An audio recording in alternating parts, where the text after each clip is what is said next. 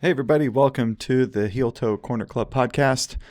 Today I'm going to talk about the new Prelude, the 2026 Prelude. This is a car that was released a little while ago, the specs of it and all of that, and this cool B-roll video if you're watching on YouTube.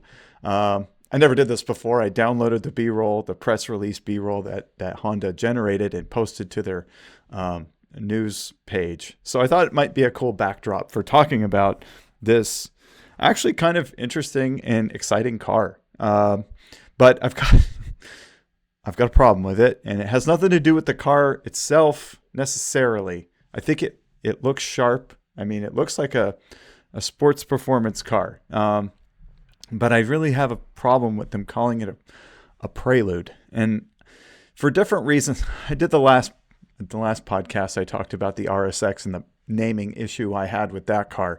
This one is a little bit different. So I did this little map here, and basically what I come up with is traditionally, as a Honda fan, I know this, right? And many of you might resonate with what I'm saying here. Traditionally, Honda had Civics and they had Accords.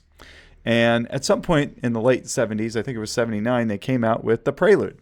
And this car that we're looking at doesn't look like, it looks like it could be an evolution of a Prelude. It was a two-door car, although it wasn't a hatchback or a liftback model. It was just like a two-door, basically sports car.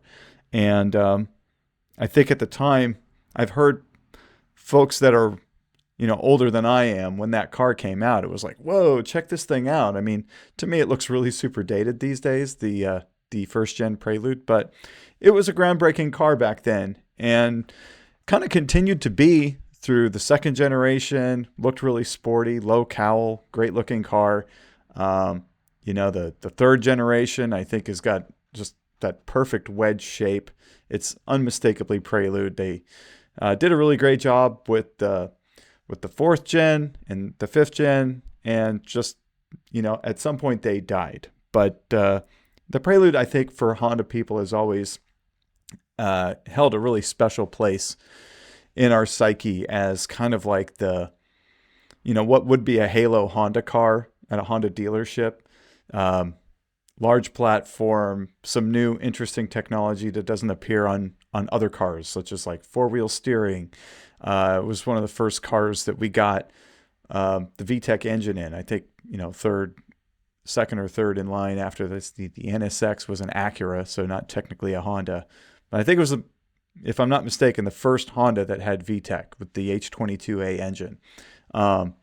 Digital dash in that fourth gen car, the SH transmission, Type SH in the fifth gen car, and always really good like styling. But also always a 2+2 sort of coupe version. So let me take you through this, this map that I made here. Back in the day, you had Civics, Accords, and then a Prelude came along. And I don't really know how married the Accord and the original Prelude chassis were in terms of like a platform. Were they the same car with a different, body on them? I'm not really sure, but that's what they came to be after a certain amount of time. I think maybe around the fourth gen, you could see it the most. The underpinnings of the Prelude and the Accord really sort of shared a lot of componentry, similar suspension stuff. So they consolidated those platforms sort of together. And Civics turned into Civics and CRXs, and Integra is born off of the Civic platform too. The Integra was always like a Civic, but like the Plus model, right? A little bigger, a little more technology, higher performance. Maybe has bigger brakes. It's got hotter engines, more distinctive styling, right? So the Civic line, let's just cut to today. The Civics are still Civics. They serve the same purpose. They look stylish. They're economical. They have a performance variant, the SI, which is great. We no longer have two-door and four-door versions or anything like that, which is kind of sad, but that's just the market today, right? Integra's had a little bit of a different path, turned into RSX, which is exclusively a three-door car. And then the RSX died, and Civic two-door lived on until it died too. Well, here today, we still have Accords. Let's pretend that we don't have Preludes. We have Civics, and the Integra came back a bunch of years ago, and people were not happy, right? The purists, the folks that understand all of this lineage, are looking at the Integra saying, well, that's basically just a rebodied Civic, right? Like, what is special about this car? Why would I want to buy it? It doesn't have a two-door body, first of all, and it doesn't really have different performance or anything like that. Even the Type S model, it's like, well, sure, that kind of makes sense from a marketing and a sales standpoint. It's the souped up version of an Integra, but it's the same souped up version of an Integra that a Civic Type-R is of a Civic. It's still not a distinctive enough car, in my opinion, right? The Integra is just a different Civic that Acura is selling. And in the past, that's just not really what it's been.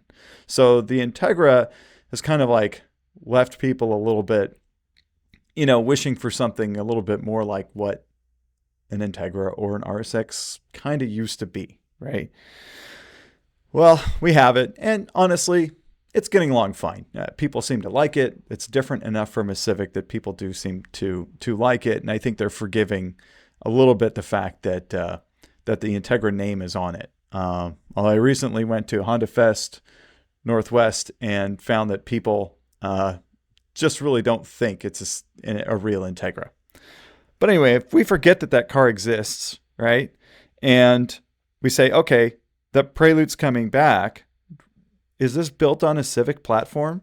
I mean, today we have a Civic, an Integra, and a Prelude. This Prelude seems cool, but it's like, it's got the best version of Honda's hybrid platform, tuned to make a little bit more performance. It's got Civic Type-R chassis stuff. It's a liftback model, hatchback model. I mean, if it's based on a Civic and it's got all that stuff, it's like the best possible Civic. I mean, that sounds like an Integra to me. It doesn't sound like a Prelude. A Prelude should be built on an Accord platform. It should be bigger. It should have something cool and new. Maybe the Accord hybrid platform, but in a performance version.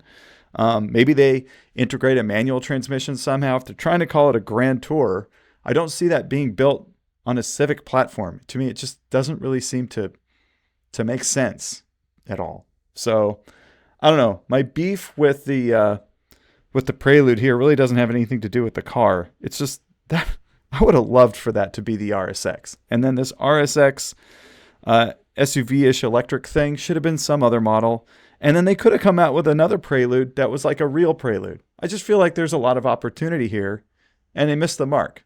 I don't know. Maybe I'm off base. We'll see when this car comes out how good it is. I'm sure it'll be just fine. But in the end of the day, I feel like this screams could have been our Integra. I don't know. Agree? I don't know. Let me know.